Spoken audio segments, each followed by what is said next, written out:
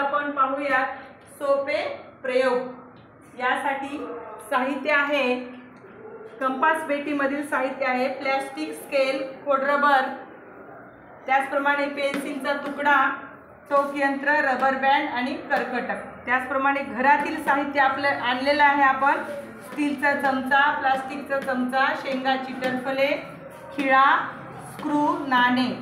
आता बागेतून साहित्य आणलेलं आहे, काड्या, खडे आणि माती। चला तर मग पाहूयात आपण एक छोटासा छान प्रयोग करून। हे साहित्य आहे कंपास पेटीमधील स्केल, खोडरबर, पेन्सिल, टोक यंत्र, हे आहेत रबर बँड, हे आहे कर्कटक। त्याचप्रमाणे घरातील साहित्य आहे स्टीलचा चमचा, प्लास्टिकचा चमचा, शेंगाची टरफले आहेत, त्याचप्रमाणे स्क्रू, खिळा मोठा आहे थोडासा, त्यानंतर हे आहे नाणे।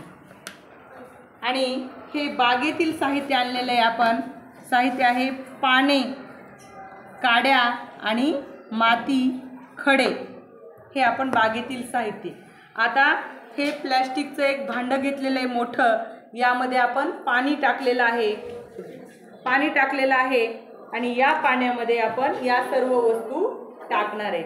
तर सर्वप्रथम मी एक एक वस्तू टाकते उचलून। स्केल,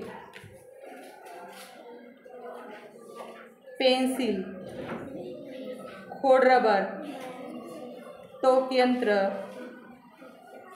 कर्कटक,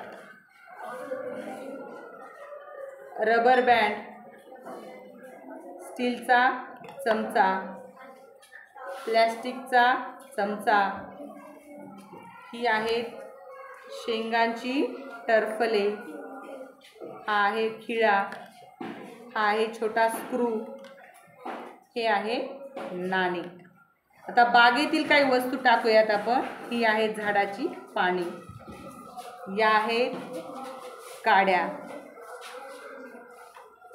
ही आहेत खडे आणि ही आहे माती।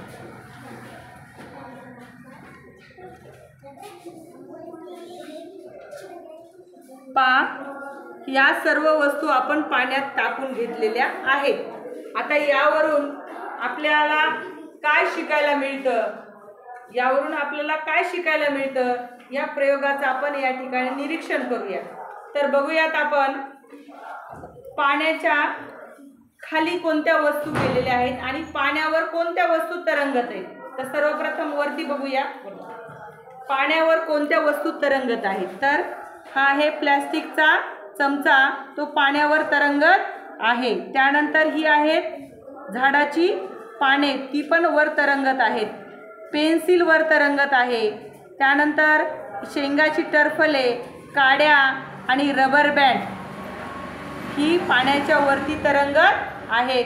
तर खाली बघा, खाली आहे टोक यंत्र, कर्कटक, खोडरबर, नाणे आणि स्टीलचा चमचा। प्लास्टिकचा चमचा वर आहे तर स्टीलचा चमचा खाली आहे। आणि हे अशा पद्धतीनं नाणे पण खाली गेलेलं आहे, टोक यंत्र खाली, स्क्रू, त्याच्यानंतर खिळा, ही सगळी साहित्य खाली गेलेली आहेत। म्हणजेच यावरून आपल्याला असा बोध घ्यायचा आहे, तरंगणाऱ्या वस्तू या पाण्यापेक्षा हलक्या असतात। तरंगणाऱ्या वस्तू पाण्यापेक्षा कशा असतात? हलक्या असतात। तर बुडणाऱ्या वस्तू पाण्यापेक्षा जड असतात। यावरून आपण काय शिकलो? तरंगणाऱ्या वस्तू पाण्यापेक्षा हलक्या असतात, तर बुडणाऱ्या वस्तू पाण्यापेक्षा जड असतात। म्हणजेच खिळा, चमचा, खोडरबर, टोक यंत्र, त्याचप्रमाणे कर्कटक ही पाण्यापेक्षा जड आहेत, म्हणून नाणे खाली बुडाले, आहे की नाही। आणि हलक्या वस्तू पेन्सिल असेल, टरफले असतील, रबर बँड असेल, काड्या, प्लास्टिकचा चमचा ही हलकी असल्यामुळे पाण्यावर तरंगतात। समजलं का सर्वांना? धन्यवाद।